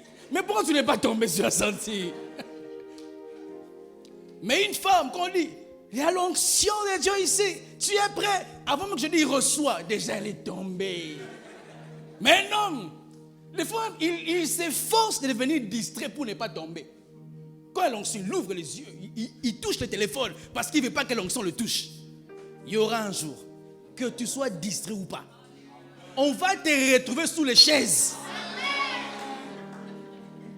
Et à toi, ça sera pire avec les mauves. Si c'est ton cas, que cela t'arrive au nom de Jésus. Même amen, tu as peur de dire amen. Hein?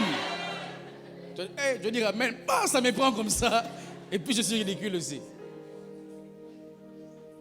Les sœurs, que Dieu vous bénisse. Les hommes, ils sont trop conscients qu'ils sont hommes. Non. Jésus avait pleuré. Je ne sais pas quelle quantité de larmes il avait versé, mais la Bible dit que Jésus avait pleuré. Et la réaction de gens qui l'ont vu pleurer prouve que Jésus-Christ avait vraiment pleuré. Il dit, oh, voici comment il aimait. Parce que Jésus pleurait. Moi, quand j'ai prie, j'ai pleure. J'ai pleure, les gens de pleurs. Tu connais ça? Tu connais ce genre de pleurs là? Je pleure.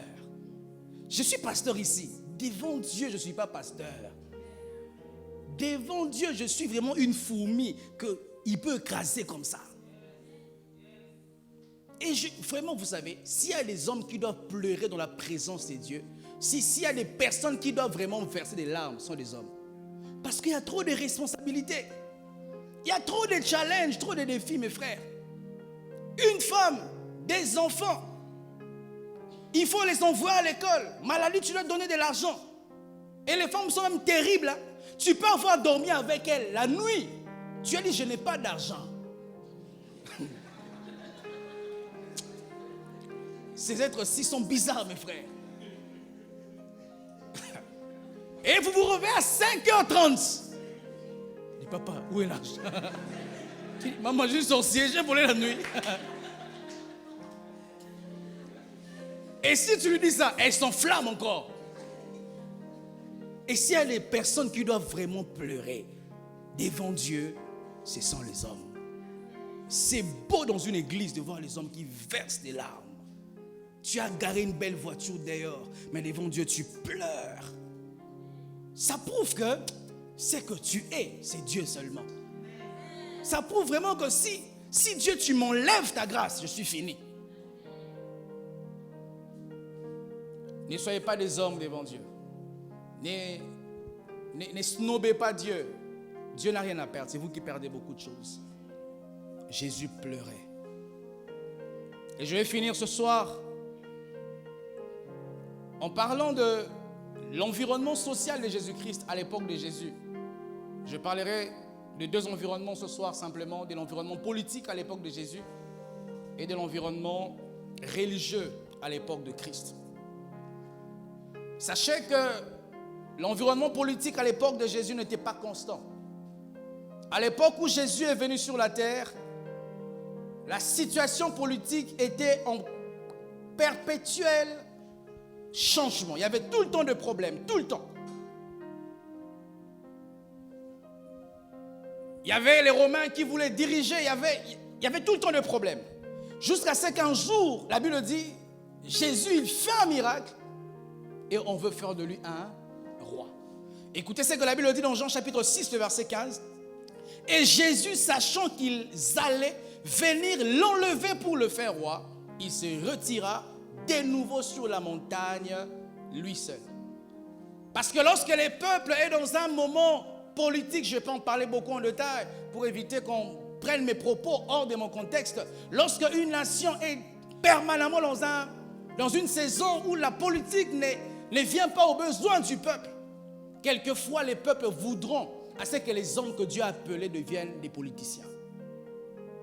Ou ils voient un homme de Dieu qui a une grande église et on veut le pousser. Tu es dans quelle obédience? Tu soutiens quel parti politique?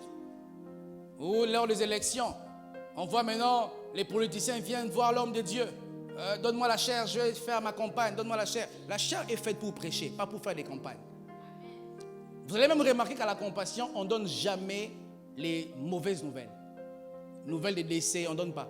La chair, elle est faite pour donner la vie, pas pour donner la mort. Donc, si tu as un problème de deuil, on va seulement partir dans le groupe de l'église, WhatsApp. Mais jamais tu vas voir ici, on te dit, oh frère X a perdu son père, sa mère, on ne fera pas. Parce que la chair est faite pour transmettre la joie, la vie, pas les malheurs. Et à l'époque de Jésus, puisque la politique n'était pas vraiment ça, un jour, les peuples, ils voient en Jésus quelque chose de différent, où il a réuni une grande foule et il a pu résoudre les problèmes sociaux de cette foule. Et la Bible dit, ils ont voulu faire de Jésus un roi.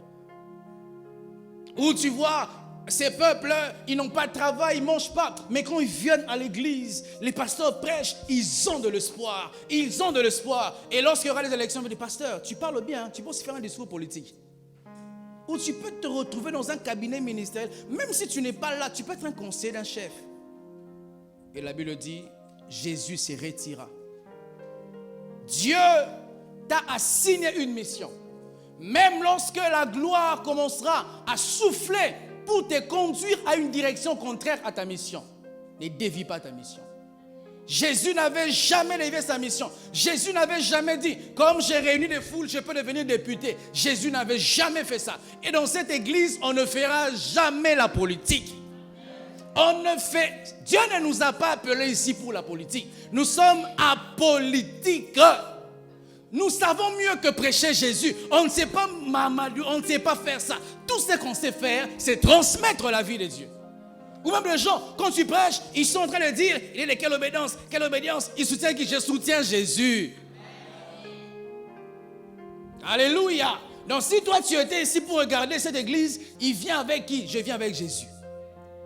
Alléluia. Et dans son environnement religieux, à l'époque de Jésus, il y avait deux grands partis. Les partis de pharisiens et les partis, là je parle d'un parti, et les partis de sadducéens. Et les pharisiens étaient une secte rigide, si je veux le dire comme ça. Une secte des hommes et des femmes qui croyaient fortement à la loi et fortement à la tradition orale, tout comme écrite. Mais leur croyance à la tradition les éloignait de Dieu. Donc c'était les genres de personnes qui pouvaient appliquer à la lettre la tradition, même si ça les empêche de plaire à Dieu. Et à l'église, il y a beaucoup de pharisiens. Beaucoup de pharisiens. Tu es chrétien, mais tu fais les cultes au crâne. Tu es pharisien. Tu tiens à ta culture. Tu tiens à ta tradition. Sache que Dieu n'est pas dans une tradition. Dieu est dans sa parole. Tu es chrétien. Tu crois en Jésus. Lorsqu'il y a des problèmes, ça te dépasse. On te propose qu'on va te laver. Tu acceptes qu'on te lave. Tu es un pharisien à l'église. Et même, voilà comment les gens défendent ça. Oh, la tradition de nos pères. Donc, tes pères sont plus que Dieu, vraiment. Tes pères sont plus que la parole de Dieu. Les chrétiens pharisiens à l'église, ils aiment laver leur apparence extérieure, mais au-dedans d'eux, ce sont des tombeaux blanchis. Des tombeaux blanchis. À l'église, tu pries en langue, on sent que tu pries, mais tu dors à la maison quand tu pries. Un tombeau blanchi, un pharisien. Et il y a même de nouveaux venus qui ont peur de toi. Ils ont peur de la vie chrétienne parce que la manière dont tu pries, les gens disent, mais c'est impossible. Et tu es en train de faire que l'apparence, mais au fond de toi, tu n'as pas cette vie. Est-ce que tu pries comme ça chez toi à la maison? Est-ce que tu as des airs religieux comme ça chez toi à la maison? Est-ce que tu as des airs spirituels chez toi à la maison? Dans ton école, comment tu te comportes? Si dans ton école, tu ne te comportes pas comme tu te comportes à l'église, tu es un pharisien. Si Dieu m'amène dans ton université, est-ce que je verrai la même sœur qui est à l'église ici? Frère, tu peux tomber sous l'onction ici, tu peux parler en langue, prophétiser même. Nous n'allons pas être changés, nous n'allons pas être impactés si ta vie de l'extérieur ne correspond pas à ta vie de l'église. Les chrétiens ne sont chrétiens qu'à l'église, chrétiens que parmi les chrétiens. Alors que Dieu ne nous appelle pas être chrétiens parmi les chrétiens, il nous appelle être chrétiens parmi les païens. Parmi les païens, on parle comme les païens. On a leur langage et on se défend même en s'appuyant sur la parole de Dieu, en faisant sortir de son contexte les versets où Paul disait, je suis avec le juif comme le juif. Avec des païens, tu es païen, mon frère. Avec des païennes, tu es une païenne, tu es une pharisienne. Des frères qui ont des langages banals, des langages, comment on dit là, superficiels. Tu parles comme tout le monde. Comme tout le monde. Écoutez mes frères, moi je n'utilise pas ces termes de coloflap ou les termes de... Je n'utilise pas ça. Mais je peux te conseiller d'utiliser ça. Quand tu te tiens face à quelqu'un qui veut te faire, soit escroquer, je dis, tu vas au marché, quelqu'un veut te faire vendre un article en dehors de son prix normal parce que tu parles un bon français. Là tu dois parler ça pour qu'ils sentent que tu connais aussi ça.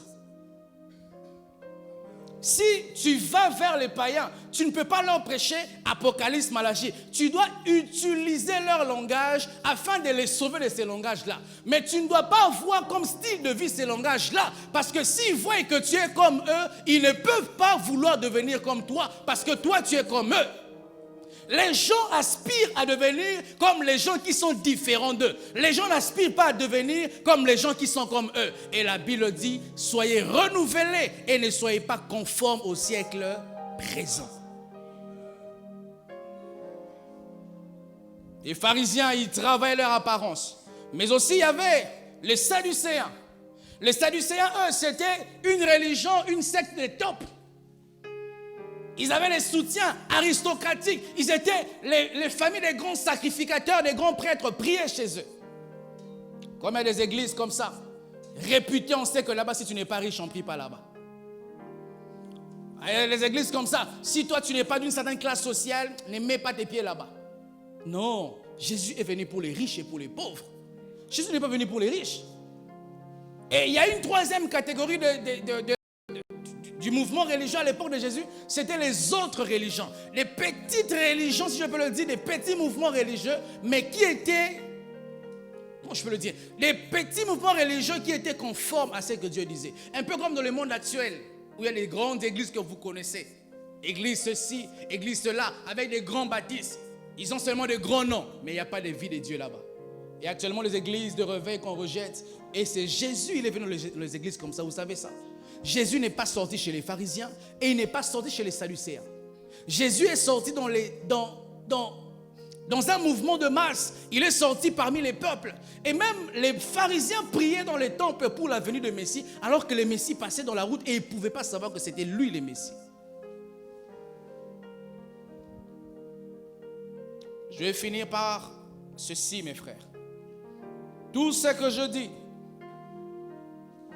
comme conduite excellente de Jésus, comme adolescence, entre guillemets, parfaite de Jésus, une conduite très bien chez les chrétiens et chez les non-chrétiens.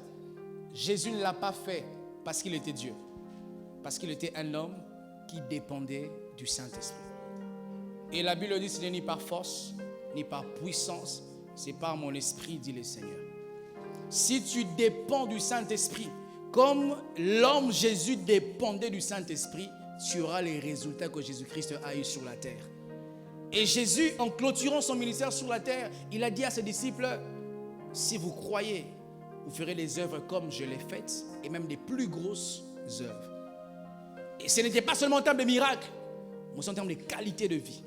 Moi, je crois qu'on peut être comme à l'époque de Jésus, les pharisiens, les sadducéens, les chefs politiques, mais rester intègre, rester pur et vrai, où l'église n'est pas compromise, où l'église ne prêche plus parce qu'il y a un partenaire qui donne de l'argent, parce qu'il y a les hommes qui n'aiment pas qu'on dérange leur conscience, où l'église est tranchante, elle reste au milieu du village, elle prêche la vérité. Et si à l'époque de Jésus, Jésus en tant qu'humain, dépendant du Saint-Esprit, pouvait vivre comme Dieu le voulait, le Saint-Esprit n'a pas changé, il est le même. Il peut te donner cette capacité dans cet environnement corrompu de vivre comme Jésus. Que Dieu vous bénisse abondamment. Nous allons prier. Il guérit encore, encore. Il guérit encore, encore, encore. Il guérit encore, encore, encore. Le temps des miracles n'est pas passé. Il est le même hier, aujourd'hui, éternel. Il guérit encore, encore, encore.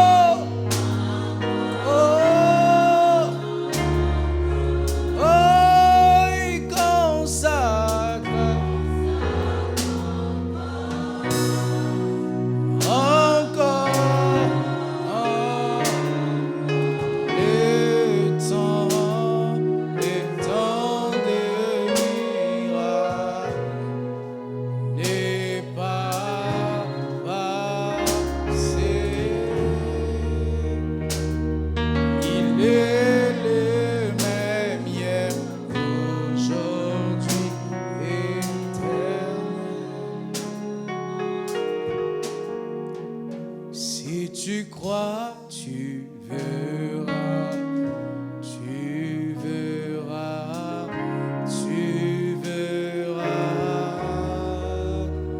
Si tu crois, tu verras ton miracle est là. Si tu crois, tu verras, tu verras, tu verras. Si tu crois, ton miracle est là. Frère, je crois que Dieu sanctifie. Je crois que Dieu consacre. Je crois que Dieu met à part des hommes. La Bible dit, tel je suis, tel vous êtes aussi. Je vais prier ce soir pour cette catégorie de personnes qui se sont baissées dans leur consécration. Leur environnement politique. Je ne suis pas contre qu'on fasse la politique. Dieu peut t'appeler à faire la politique. Mais l'environnement social, politique, culturel commence à t'éloigner de Dieu. L'environnement religieux commence à t'éloigner du vrai Dieu. Ce soir, tu peux dire avec moi, Seigneur, je veux que tu me consacres. Toi aussi qui es debout, tu es toujours consacré à Jésus. Je veux que tu te joignes à cette catégorie de gens. Là où tu es, je veux que tu te tiennes debout, que tu le manifestes à Dieu, que tu dises au Seigneur, aujourd'hui encore, tu fais des miracles. Tel tu es, tel nous sommes. Aujourd'hui, nous ne demandons pas à Dieu l'argent. On ne demande pas les enfants. On le demande. Tout ce que nous demandons à Dieu, c'est un miracle de consécration. Ou dans une génération perverse, une génération perdue, où la sexualité n'est plus vue comme quelque chose de sacré, où vivre dans le péché est vu comme si on vit dans la sainteté, où Dieu peut te mettre à part dans cette génération, où tu es une fille consacrée, un homme consacré, une personne qui ressemble à Christ, malgré les tribulations, malgré que les hommes s'éloignent de Dieu, tu restes un chrétien authentique, un chrétien vrai. Avant que je ne prie pour toi et avec toi, je veux que tu élèves ta voix, que tu exprimes à Dieu ses besoins, que tu lui dises, Seigneur, encore aujourd'hui, tu consacres des hommes, tu consacres des vies. Il a consacré Samuel, il peut te consacrer. Il a consacré Jésus, il peut te consacrer. Il a consacré Paul, il a mis à part Paul, il peut te mettre à part. Oui, Seigneur, c'est ce que nous voulons. Dans cette génération où les pasteurs prêchent pour la gloire, prêchent pour le succès, prêchent pour la masse, prêchent pour l'argent. Oh Dieu, aide-nous à prêcher que pour toi, à ne dire que les choses que tu veux qu'on dise, à n'être que le serviteur de Dieu et pas le serviteur de la chair, pas le serviteur de l'argent, pas le serviteur de la gloire et du succès. Dans cette génération où les maris sont infidèles, les femmes insoumises, où les divorces ne nous disent plus rien, on divorce comme si c'était rien. Seigneur, répands sur nous la crainte de ton nom. Répands sur nous la crainte de ton nom. Nous voulons voir sacré ce que toi tu vois sacré. Nous voulons consacrer ce que toi tu as consacré. Nous voulons sanctifier ce que toi tu sanctifies. Dans cette génération où parler avec un sexe opposé, les choses sales n'est plus vues comme quelque chose de mal. Je veux être différent. Une fille différente, un homme différent devant un sexe opposé. Je sais garder mes limites. C'est possible avec Dieu. Saint-Esprit, c'est possible. Tu ne nous donnes pas seulement l'onction pour tomber, l'onction aussi pour être fort devant les péchés. L'onction pour être fort devant la tentation. Et c'est ce que nous te demandons ce soir. Nous voulons recevoir de toi la capacité de vivre comme Jésus, la capacité de craindre ton nom, la capacité d'être des vrais chrétiens, des chrétiens authentiques à l'église et en dehors de l'église.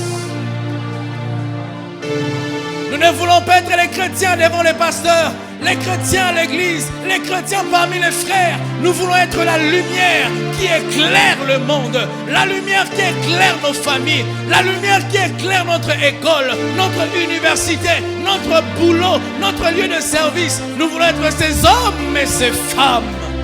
Saint-Esprit, ce n'est ni par force, ni par puissance, c'est par toi. Nous ne saurons craindre le nom de Dieu si tu ne nous donnes pas la force. Nous ne saurons craindre ces noms glorieux si tu ne nous soutiens. Vois ces cœurs qui te parlent. Vois ces hommes qui te parlent, Seigneur. Vois ces vies qui veulent se mettre à part à Douala. Vois ces vies qui veulent se mettre à part dans cette génération corrompue. Entends-nous te prier. Exauce-nous. Au nom de Jésus. Alléluia. Je sens dans mon cœur, mon frère, un lourd fardeau d'une armée des hommes saints et des femmes saintes que Dieu veut soulever. Une armée de personnes qui aiment le Seigneur de tout leur cœur. Pas qui aiment, qui viennent à l'église pour mettre des statuts WhatsApp. Une armée des hommes qui sont consacrés à Jésus. Pas des hommes qui sont là pour que les quartiers convoient et qu'ils prient aussi. Non, pas ces hommes-là. Des hommes qui leur cœur brûle pour le Seigneur. Les hommes qui sont chrétiens que devant Dieu, pas devant les pasteurs, pas devant l'église. Jésus peut aussi faire ces miracles. Dieu a dit à Gédéon, va avec la force que tu as. Je crois que dans la présence de Dieu, il y a une force qui nous donnera la capacité de ne pas nous compromettre dans cette génération. Je vais prier pour toi. Le Saint-Esprit déposera dans ton cœur la haine du péché et du monde. Et il déversera dans ton cœur l'amour de Dieu. Tu aimeras le Seigneur ton Dieu de tout ton cœur. Et tu auras le dégoût du péché. Même ces péchés qui t'accablent, ces péchés qui te guident, ces péchés répétitifs où tu tombes régulièrement dans ça. Si tu crois, tu verras la gloire de Dieu. Père, au nom de Jésus. Oh, je sens les cœurs repentants ce soir. Dieu est attiré lorsque les cœurs sont sincères et repentants. Dieu, il aime ça. Lorsque tu te rends compte que dans le secret, Dieu te voit. Et tu aimerais te comporter comme Dieu le veut. Donne-moi des hommes saints, des femmes saintes, une église consacrée à Jésus. Une église des hommes et des femmes mis à part pour la gloire de Dieu. Qui ne vivent pas pour les statuts WhatsApp, Instagram, TikTok, qui vivent au-devant de toi, au-devant de ton nom grand et glorieux.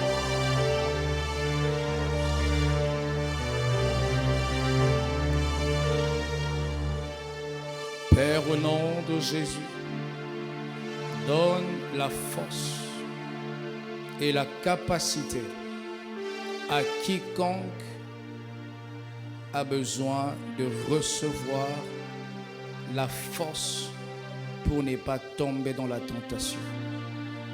Donne la force à quiconque veut vivre pieusement dans cette génération corrompue. Donne la force à un homme qui commence à sentir sa foi. Je vois dans mon esprit l'image d'une gomme qui est en train de s'épuiser. Et Dieu est en train de me faire comprendre que c'est la qualité de vie chrétienne d'une personne. Dans ton fort secret, tu as commencé à baisser en qualité.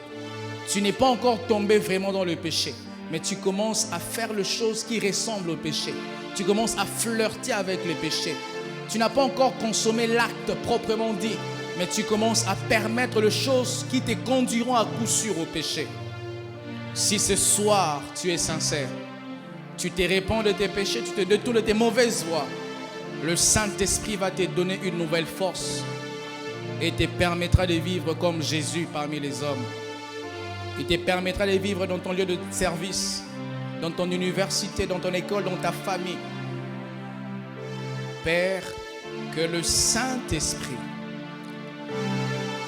donne la force à quiconque ici est épuisé, à quiconque a été exposé à ces messages est épuisé. Il a peur. Il ne sait même plus s'il va vivre cette année dans la sainteté. Les péchés est devenu récurrent. Il vit dans une peur constante. Je prie, Saint-Esprit, que tu lui donnes la force, que tu lui donnes la force, que tu lui donnes la force que tu as donnée à Jésus, la force que tu as donnée à Paul, la force que tu as donnée aux apôtres qui tiennent devant Satan, qui ne se conforment pas au siècle présent, qui vivent loin du divorce, loin de l'impudicité, loin de l'ivrognerie. Je prie, Père éternel, que tu viennes susciter dans cette église des hommes de qualité, des femmes de qualité, des chrétiens de qualité, des chrétiens de qualité, qui vivent dans la sainteté, qui vivent dans la pureté, qui vivent dans la sainteté, qui vivent dans la pureté. Je prie au nom de Jésus que la main de Dieu vienne sur cette église et que Dieu te donne une onction pour résister au mal, une onction pour résister au péché. Au nom de Jésus, au nom de Jésus, au nom de Jésus, que Dieu te donne les ailes de l'aigle afin de voler plus haut et que tu ne sois pas atteint par les prédateurs, que tu ne sois pas atteint par les mouvements de la jeunesse, que tu ne sois pas atteint par les fléaux de cette génération. Tu ne divorceras pas, tu ne reculeras pas, tu n'échoueras pas, tu ne feras pas honte de Dieu. Au nom de Jésus, au nom de Jésus, au nom de Jésus, je bénis ta vie chrétienne. Tu ne vas pas abandonner Dieu. Tu ne vas pas faire entrer Satan dans ta famille. Satan ne va pas entrer. Je commande à tout esprit impur qui veut t'éloigner de Dieu, de quitter ta vie, de quitter ta vie, de quitter ta vie. Au nom de Jésus, au nom de Jésus, au nom de Jésus, au nom de Jésus. Tout esprit impur, tout esprit d'impudicité qui t'attire vers la masturbation, vers la pornographie, vers la sexualité, au nom de Jésus, je chasse cet esprit. Esprit d'impudicité, je te chasse. Esprit d'impudicité, je te chasse. Mari de nuit, je te chasse. Femme de nuit, je te chasse. Esprit des eaux, je te chasse. Au nom de Jésus, que le Saint-Esprit allume dans ta vie le feu de Dieu et qu'aucune sémence de l'ennemi ne puisse résister à ces feux. Je déclare que dans ton cœur, le Saint-Esprit dépose les dégoûts du péché et il remplit ton cœur de l'amour de Dieu. À partir d'aujourd'hui, tu vas aimer Dieu de tout ton cœur, de toute ta force et de toute ta pensée. Et rien ne te séparera de l'amour de Dieu. Si Jésus tarde à revenir, tu mourras chrétien. Tu ne mourras pas païen. Tu vas finir cette année dans la sainteté. Tu ne vas pas retourner dans tes vomissures. Ta vie passée est passée. Elle ne reviendra plus. Au nom de Jésus-Christ. Père, je te rends grâce pour cette armée des hommes et des femmes qui aiment la sainteté, qui aiment la pureté et la consécration. Merci de le faire. Au nom de Jésus-Christ, nous avons ainsi prié et reçu. Amen. Nous acclamons le Seigneur.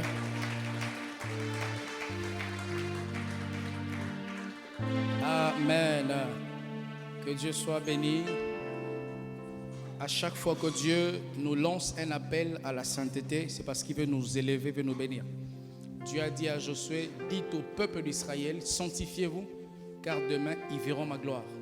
Avant que Dieu n'envoie la gloire, il demande à ce que nous puissions que nous puissions nous mettre en ordre avec lui. Quand Dieu t'appelle à te sanctifier, dis-toi que Dieu veut me faire du bien. Aujourd'hui, quand tu rentres, arrête toute mauvaise relation toxique. Coupe ça. Une personne qui te conduit dans le péché, même s'il est ton fiancé, ta fiancée, il te conduit toujours vers le mal. Aujourd'hui, tu dois rompre ça. Si c'était la relation que Dieu t'avait donnée, elle t'aurait aidé de rester pur. Mais s'il te ramène vers le péché, ça veut dire que c'est quelqu'un que Dieu n'a pas envoyé Et n'aie pas peur de rompre ça. Dieu remplacera les années que Satan a pris. Que Dieu vous bénisse abondamment. Nous allons nous approcher pour notre service d'offrande. À nos frères et sœurs qui nous suivent sur Internet, nous fixons rendez-vous jeudi. Je vais prêcher sur où est le Dieu d'Élie. Soyez connectés et Dieu nous fera du bien. Nous aurons deux services comme d'habitude. Nous allons apporter les offrandes pour